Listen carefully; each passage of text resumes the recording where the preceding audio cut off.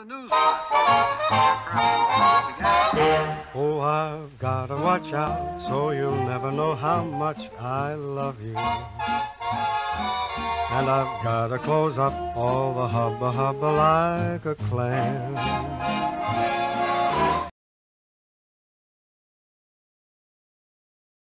Kisah akan berfokus pada seorang pria tampan berusia 30 tahunan bernama Truman Burbank. Ia bisa dibilang punya kehidupan normal dan sejahtera layaknya pria-pria konvensional Amerika Serikat pada umumnya. Truman, you're gonna be late. Okay. Saat akan berangkat kerja itulah Truman selalu dan tidak pernah absen menyapa tetangganya yang direspon dengan ramah dan penuh senyuman, sehingga bisa disimpulkan bahwa Truman adalah sosok pria beruntung yang selalu mendapat perlakuan menyenangkan dari orang sekitarnya. Come on, Pluto.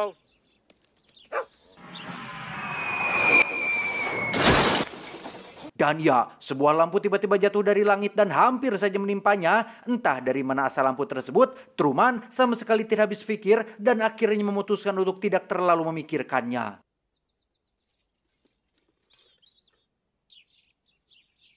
Wow, luckily no one was hurt.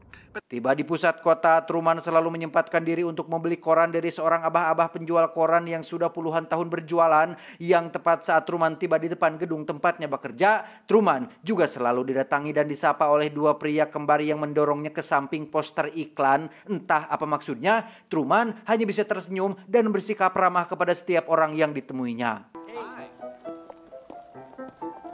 Anxious to get there. Truman sendiri bekerja di sebuah perusahaan asuransi. Selama ini pekerjaannya baik-baik saja, normal-normal saja, tanpa pernah ada masalah dan tantangan yang berarti, yang justru itulah yang membuat kehidupannya terasa jenuh dan monoton. Sampai akhirnya Truman teringat dengan sosok perempuan yang pernah ia taksir sewaktu masih SMA dan mulai menyobek beberapa lembar majalah berisi wajah model untuk nantinya akan disusun menjadi wajah perempuan tersebut.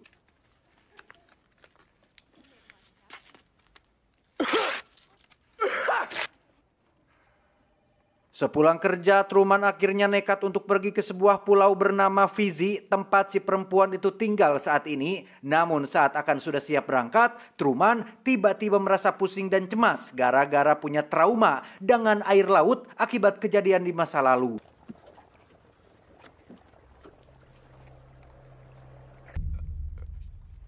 Do you need any help, sir? Pada akhirnya Truman pun pulang kembali ke rumah di mana kita akan diperkenalkan kepada istrinya yang bernama Meryl. Ini babangusnya yang langsung menunjukkan produk baru yang dibelinya dari swalayan. Layaknya seorang artis yang di-endorse dan dibayar untuk mempromosikannya, Meryl menjelaskan produk tersebut dengan sangat lengkap dan lugas, di mana Truman hanya bisa berkata wow tanpa pernah mempertanyakan kenapa istrinya selalu melakukan hal demikian.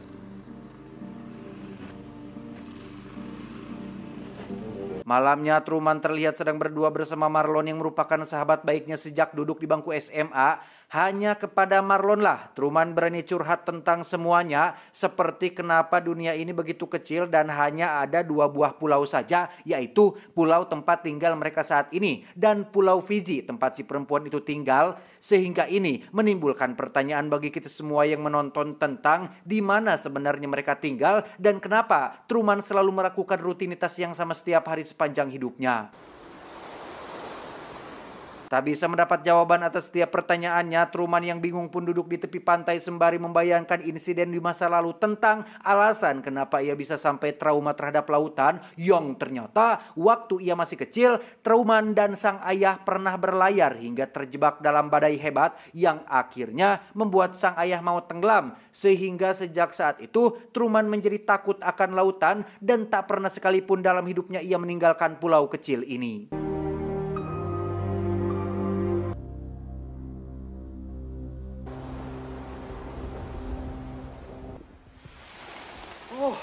Dan ya, terjadi fenomena yang sangat aneh ketika hujan seolah mengikutinya. Entah Tuhan pilih kasih atau memang Truman yang sangat istimewa, ia pun malah kegirangan dan memutuskan langsung pulang ke rumahnya.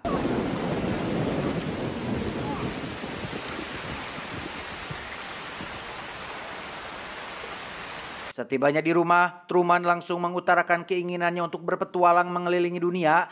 Ia mengaku sudah jenuh dengan kehidupannya yang sejak lahir hanya tinggal di pulau ini dan tak pernah sekalipun mengenal bagaimana kehidupan di luar sana. Namun Meryl langsung mencegah keinginan suaminya dengan menjelaskan bahwa mereka masih punya beberapa tanggung jawab yang harus diselesaikan seperti cicilan rumah dan tetek bengek lainnya. Sehingga untuk kesekian kalinya, Truman akhirnya mengurungkan niatnya tersebut. You want to be an explorer. We all think like this now and then. Keesokannya, Truman seperti biasa kembali melakukan rutinitas yang sama, di antaranya menyapa tetangga yang baik hati, membeli koran dari si Abah. Namun hal tak terduga pun terjadi saat Truman tak sengaja melihat seorang gelandangan yang mirip sekali dengan mendiang ayahnya. Namun tiba-tiba muncullah beberapa orang asing yang langsung membawanya pergi dan...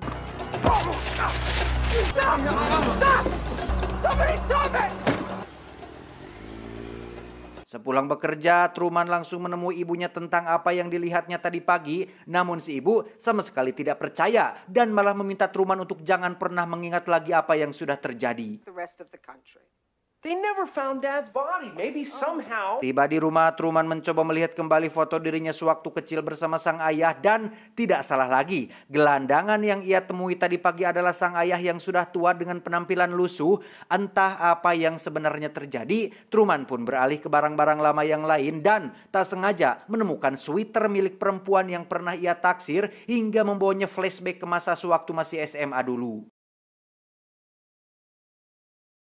Dan inilah sosok cinta pertamanya, seorang perempuan bernama Sylvia yang kala itu terlibat pandang-pandangan dengan Truman. Sampai suatu hari ketika sedang berada di perpustakaan, Truman pun memberanikan diri untuk menemui Sylvia dan mengajaknya pergi ke pantai untuk berduaan. Konnichiwa.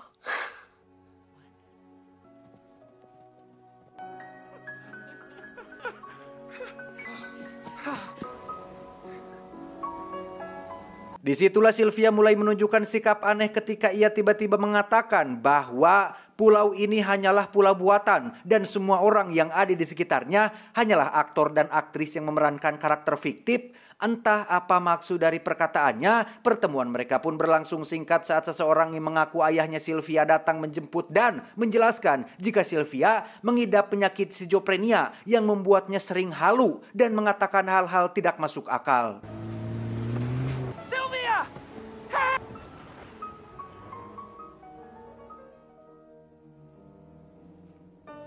Selesai flashback, Truman yang kangen kepada Sylvia pun mulai menyusun sobekan majalah yang ia ambil dari kantor untuk disusun menjadi wajah perempuan atau si Sylvia yang menjadi cinta pertamanya.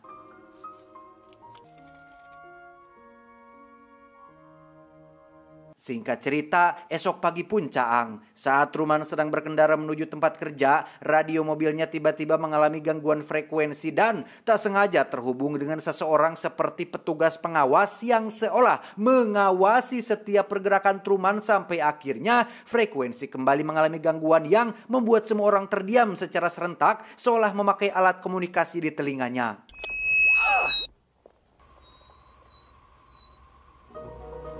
Ouch.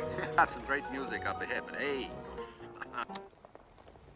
Dari situlah Truman mulai percaya dengan kata-kata Sylvia soal pulau buatan tempat ia tinggal, termasuk semua orang yang merupakan para aktor dan aktris yang memainkan perannya masing-masing. Sehingga Truman pun mulai berkeliling kota dan bertingkah tidak biasa sampai akhirnya ia masuk ke dalam salah satu gedung dan tak sengaja melihat sebuah lift yang tidak benar-benar lift, melainkan semacam ruangan kecil yang biasa dipakai istirahat oleh para pemeran dan kru televisi.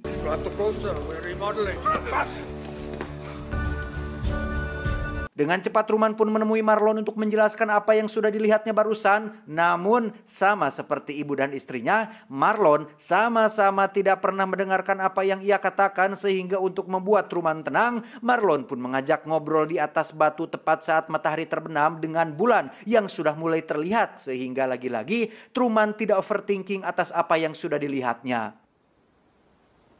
Maybe I'm being set up for something. Tak hanya Marlon saja, ibu dan Meryl juga mencoba menenangkan Truman dengan melihat-lihat album foto dirinya sewaktu kecil yang tepat saat mereka berdua keluar, Truman tak sengaja menemukan satu foto yang cukup janggal, yaitu foto pernikahannya dengan Meryl di mana dua jarinya terlihat menyilang, yang dalam budaya barat jari menyilang adalah simbol kebohongan atau kepura-puraan, yang berarti Meryl tidak sungguh-sungguh niat dari dalam hatinya untuk melakukan pernikahan tersebut.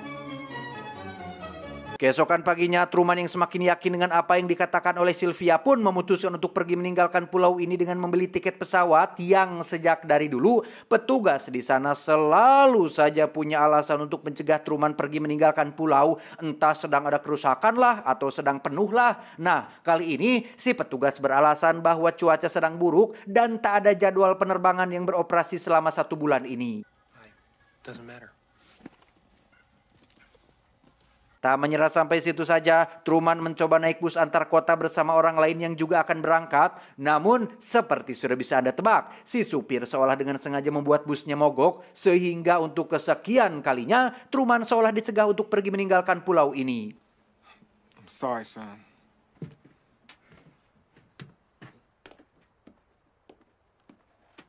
Truman akhirnya pulang kembali ke rumah dan langsung mengajak Meryl untuk berkeliling menggunakan mobil, di mana ia memutuskan untuk bertindak spontan di luar dari kebiasaan dengan memacu mobilnya dalam kecepatan tinggi hingga berhasil melihat dengan mata kepala sendiri saat beberapa mobil seolah dengan sengaja menimbulkan kemacetan agar Truman tidak melanjutkan niatnya tersebut. Let's go back. I'm sorry. Masih tak menyerah, Truman pun putar balik dan melaju ke arah yang berlawanan hingga membawanya sampai ke dekat jembatan yang membelah lautan. Seumur hidupnya, ia bahkan tidak pernah melewati jembatan tersebut atas alasan yang sama, yaitu trauma masa kecilnya. Namun untuk kali ini, Truman memberanikan diri melintasi jembatan dengan cara memejamkan kedua matanya.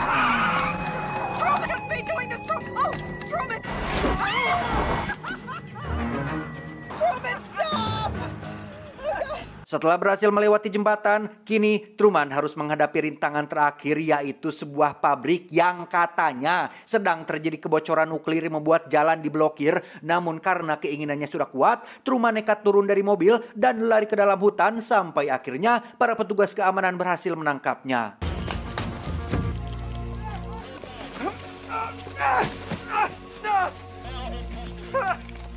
Ketika sudah siuman, Truman sadar-sadar sudah berada di rumah dengan Meryl yang lagi-lagi mempromosikan coklat baru yang dibelinya. Di mana kali ini, Truman benar-benar sudah muak dengan sikap Meryl yang terus bersikap tidak wajar, sampai akhirnya Meryl pun dibuat ketakutan saat Truman pura-pura mengancam akan menyakitinya, hingga Meryl tak sengaja keceplosan meminta bantuan dengan mata yang mengarah pada kamera yang ada di langit-langit rumahnya.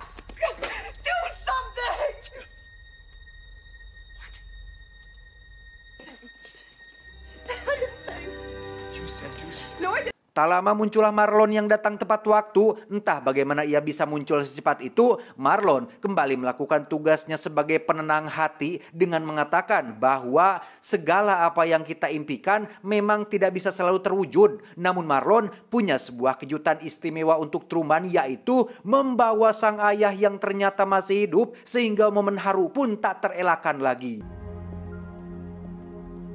My son. Oh. Fade up music.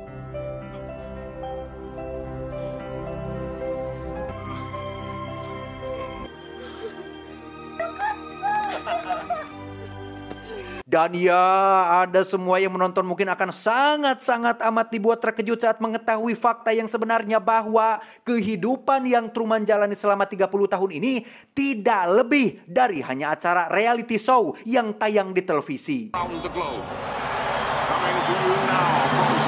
Sejak Truman masih bayi, sudah ada 1,7 miliar pasang mata yang menyaksikannya di layar televisi, di mana Truman sendiri adalah seorang anak yang sengaja diadopsi oleh stasiun televisi sebagai pemeran utama dalam acara reality show dengan judul sama dengan namanya, yaitu Truman Show. Ribuan kamera tersembunyi terpasang di setiap sudut kota termasuk rumah Truman sendiri. Bahkan yang lebih gila lagi adalah pulau yang menjadi tempat tinggalnya, lautan, langit, pasir pantai, hutan, rumah, dan semuanya Tidak, lebih dari hanya sebuah bangunan studio terbesar yang pernah dibuat manusia dengan semua aktor dan aktris pemeran pendukung untuk membuat Truman percaya bahwa ia hidup di dalam realita yang nyata. Live to the Lunar Room on the 221st floor of the Omnicam Ecosphere. That's where we'll find the world's greatest televisionary. Dan inilah Christoph, sang jenius yang menjadi otak di balik pembuatan acara reality show Truman Show ini. Semuanya berawal dari keinginan Christoph yang ingin membuat acara reality show paling nyata dan paling natural yang pernah ada, di mana sejak kecil Truman dibuat percaya bahwa dunia tempat tinggal manusia hanyalah sebatas pulau tempat dia berada saat ini. Truman, no! That was written out in the first place. I like to be an explorer. You're too late. There's really nothing left to explore. Demi mencegah Truman pergi dari pulau ini, ia pun menyeting insiden kecelakaan yang menewaskan ayah palsunya dalam sebuah badai di tengah laut. Sehingga sejak saat itu, Truman menjadi trauma terhadap lautan dan tak pernah berani meninggalkan pulau ini. Truman's been terrified of the water. When Kirk read the synopsis, disappointed, to say the least. Tak sedikit masalah yang timbul dan nyaris membuat acara ini hancur disebabkan oleh beberapa orang yang berhasil menyelinap masuk ke dalam studio hanya agar bisa tampil di televisi, termasuk sosok ayah palsu Truman yang sebenarnya tidak rela perannya atau kontraknya harus berakhir di lautan, sehingga setelah bertahun-tahun tidak dipanggil lagi, si ayah palsu pun nekat menerobos masuk studio hanya untuk bisa bertemu lagi dengan Truman dan merasakan sensasi tampil lagi di televisi. Tak hanya si ayah palsu saja, sosok Sylvia yang jadi wanita idaman Truman pun hanyalah seorang aktris yang sudah habis masa kontraknya. Ia sempat mencoba memberitahu Truman tentang kenyataan yang sebenarnya, namun kru TV berhasil mencegahnya dan mendepak Sylvia dari acara ini untuk selamanya. But before we get into that, I think it's worth noting that this is not... Pada akhirnya, semua menjadi masuk akal seperti kenapa Meryl selalu mengenalkan produk baru yang dibelinya dan kenapa dua pria kembar selalu mendorong Truman tepat ke samping poster iklan, karena memang itu adalah bagian dari acara untuk mengiklankan produk yang mensupport dan mengendorse penuh acara ini. Secara tidak langsung, Christoph mencoba berperan menjadi Tuhan yang mengatur kehidupan seseorang, seperti di mana Truman tinggal, dengan siapa Truman menikah, dan lain sebagainya, sehingga tidak sedikit orang yang merasa kontra akan tindakan Christoph yang dianggap mengekang dan membatasi hak-hak Truman sebagai insan manusia.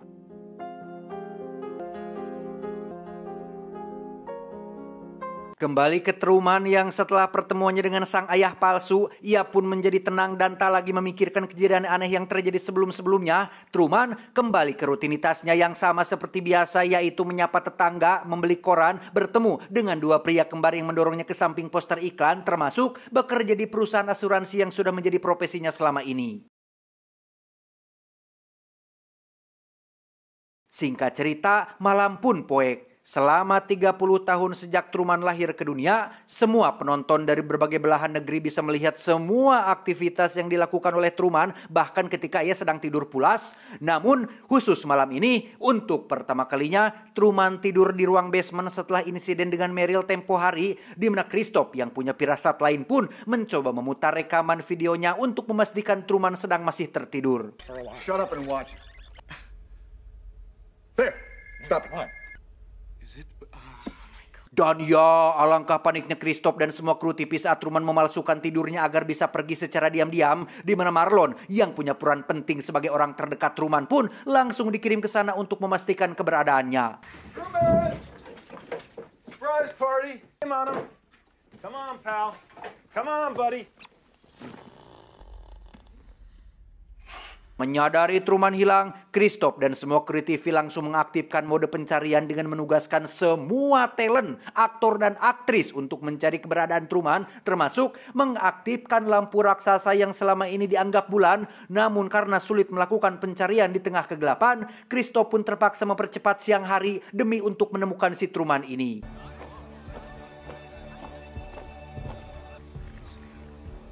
Cue the sun.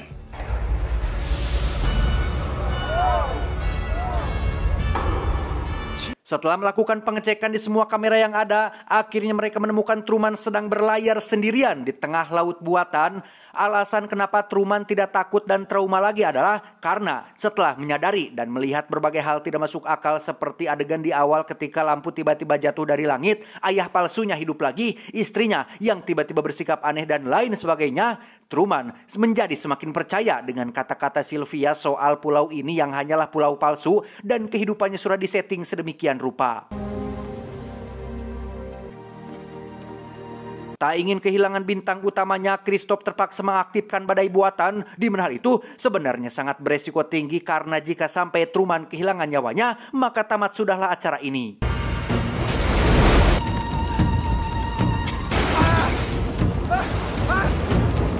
Give me some lightning. Again. Hit him again.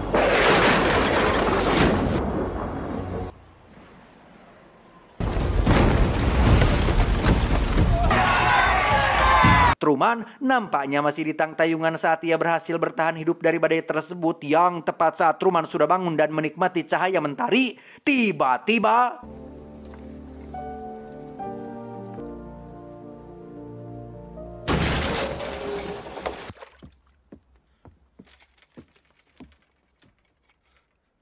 ya, apakah ini ujung dunia? Oh, tentu saja bukan, Marisol. Ini adalah ujung dari studio buatan yang khusus dibuat untuk Truman, di mana ia mulai berjalan menuju pintu exit alias pintu keluar, sampai akhirnya Christoph terpaksa berinteraksi langsung dengan Truman, berharap dapat mencegahnya keluar dari dalam studio.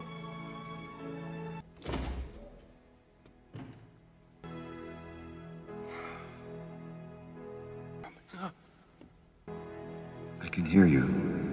Truman sempat terkejut karena mengira suara itu adalah suara Tuhan. Christoph dengan jujur mengaku bahwa ia adalah seorang pembuat acara TV. Ia meyakinkan bahwa Truman adalah seorang bintang, sosok yang paling diidam-idamkan oleh semua orang, yang jikalau Truman tetap kekeh ingin mengetahui dunia luar, ia harus tahu bahwa di luar sana tidak ada kebenaran lagi melainkan kebohongan yang sama, tipu muslihat yang sama, peperangan, pengkhianatan, kejahatan, kelaparan, korupsi, dan segala jenis hal tidak menyenangkan yang mungkin tidak pernah Truman rasakan sebelumnya. Sehingga dengan tegas, Christoph pun bertanya, masih maukah kau hidup di dunia seperti itu?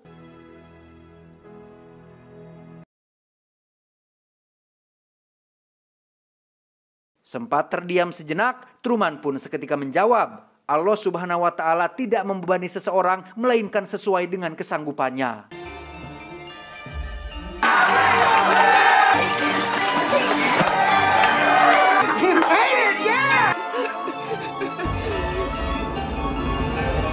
Semua yang menonton pun langsung bersorak-sorai, namun tidak bagi Christoph dan semua kru yang tidak memiliki pilihan lain selain menghentikan siarannya dan harus siap-siap jadi pengangguran setelah acara ini tamat dan tidak menarik lagi tanpa sosok Truman yang jadi bintang utamanya.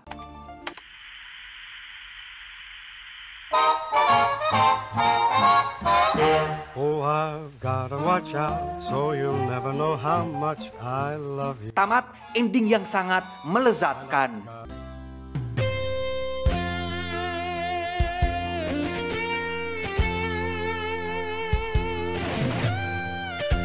Eta dunia ini panggung sandiwara, teu apa lirikna, kisah Mahabharata dan tragedi Yunani. Mengapa kita bersandiwara? Tapal. Sama seperti kehidupan dunia ini, kita sibuk warawiri kerja, sekolah, berkarir, jalan-jalan, dan lain sebagainya tanpa sadar. Jika kita hanya berputar-putar saja di muka bumi, ke timur, ke barat, ke selatan, ke utara, lantas di mana dunia luar yang sesungguhnya? Ingatlah, surga abadi bagi yang selamat, neraka abadi bagi yang celaka. Saya John mewakili jajaran direksi yang bertugas mengucapkan terima kasih dan sampai jumpa di video selanjutnya. Adios, alis tebal beruang Australia. Bukti kita berbahak-bahak, bersama-sama kita berlabuh ke